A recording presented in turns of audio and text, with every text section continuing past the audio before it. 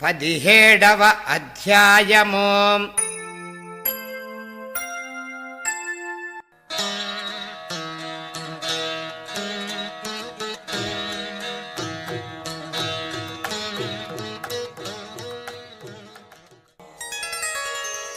ఓం శ్రీ గణేశాయ నమః.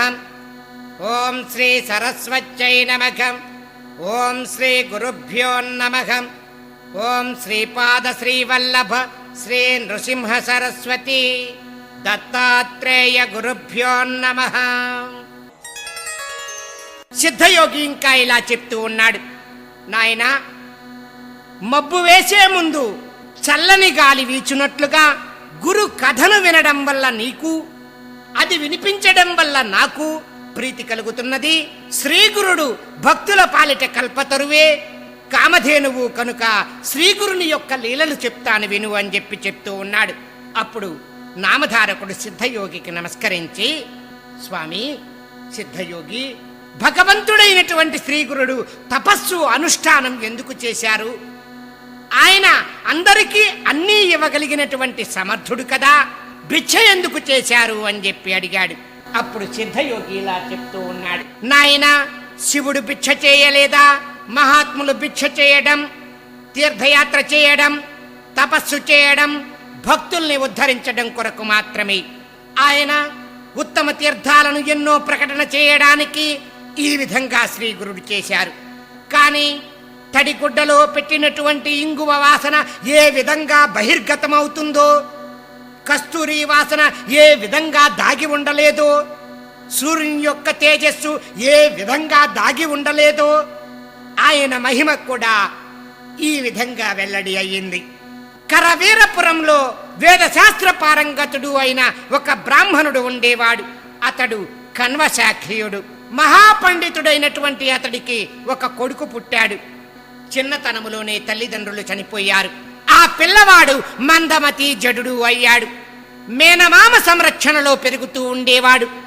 మతిమరుపు వల్ల గాయత్రి మంత్రాన్ని కూడా ఉచ్చరించలేకపోయేవాడు. పిల్లవానికి 8వ సంవత్సరములో మేనమామ కూడా చనిపోయాడు. ఊళ్ళోని జనం ఆ పిల్లవాడిని చూస్తూ హేళనగా మాట్లాడుతూ, ఒరేయ్ మందమతి, నీ బ్రతుకు వ్యర్థము, అంతటి మహాపండితుని యొక్క కడుపున పుట్టి పేరు చెడగొట్టావు, నీవు ఎందులోనైనా దూకి చావరాదా?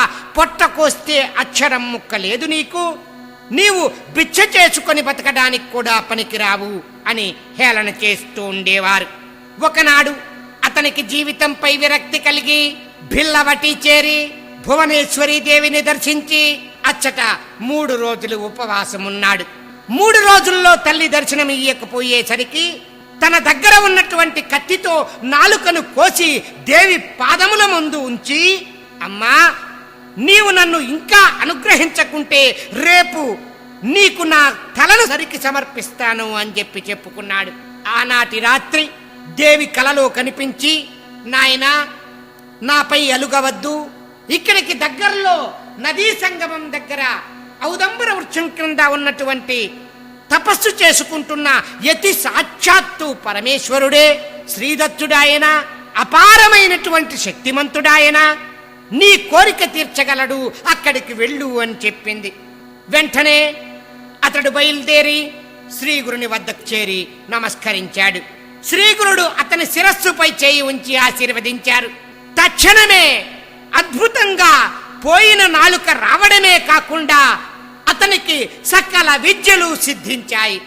కాకి మానస సరోవరం చేరి రాజహంసగా మారినట్లు, పరుషవేది స్పర్శతో ఇనుము బంగారమైనట్లు, శ్రీగురుని యొక్క హస్తస్పర్శ చేతనే ఆ విప్రకుమారుడు మహాజ్ఞాని అయ్యాడు.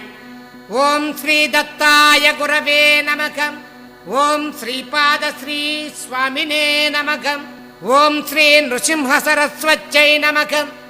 ఓం శ్రీపాద శ్రీవల్లభ శ్రీ నృసింహ సరస్వతి దత్తాత్రేయ గురుభ్యో నమః.